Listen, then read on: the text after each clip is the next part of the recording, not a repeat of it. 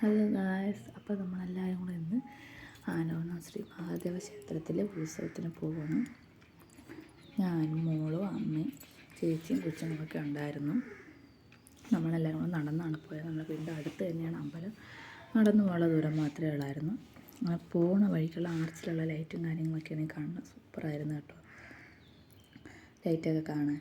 അങ്ങനെ നമ്മൾ നേരെ ചെന്ന് അമ്പലത്തിൽ ചെന്ന് തൊഴുതിറങ്ങിയ ശേഷം അതിൻ്റെ അകത്ത് ചുറ്റും കുറച്ച് ലൈറ്റും കൂടെ ഉണ്ടായിരുന്നു. അങ്ങനെ ലൈറ്റൊക്കെ കണ്ട് കുറച്ച് ഫോട്ടോസൊക്കെ എടുത്തതിന് ശേഷം പിന്നെ അവിടെ തിരുവാരക്കളി ഉണ്ടായിരുന്നു സ്റ്റേജിൽ. നമ്മൾ കുറേ നേരം അവിടെ നിന്ന് തിരുവാരക്കളിയൊക്കെ കണ്ട്. അങ്ങനെ തിരുവാരക്കളി കണ്ടപ്പോഴത്തേക്ക് അവർക്കുള്ള കല്ലുവിൻ്റെയൊക്കെ അവർക്ക് എല്ലാവർക്കും കൊച്ചുങ്ങൾക്ക് എല്ലാവർക്കും പന്തൊക്കെ മേടിച്ചു കൊടുത്ത്. പിന്നെ നമ്മൾ കുറച്ച് നേരം അവിടെ നിന്ന് കണ്ടതിന് ശേഷം നമ്മൾ വെളിയിറങ്ങി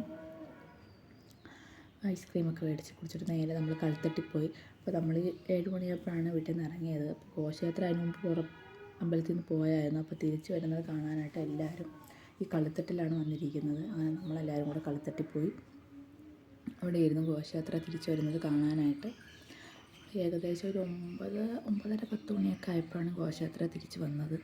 നല്ല ബ്ലോക്കും കാര്യങ്ങളൊക്കെ ഉണ്ടായിരുന്നു. ഇഷ്ടംപോലെ ആൾക്കാരായിരുന്നു, നല്ല ബ്ലോക്കും ആയിരുന്നു. അങ്ങനെ ഇനി നമുക്ക് ആന എഴുന്നള്ളത്തും ഘോഷയാത്രയെ കണ്ടിട്ട് വരാം.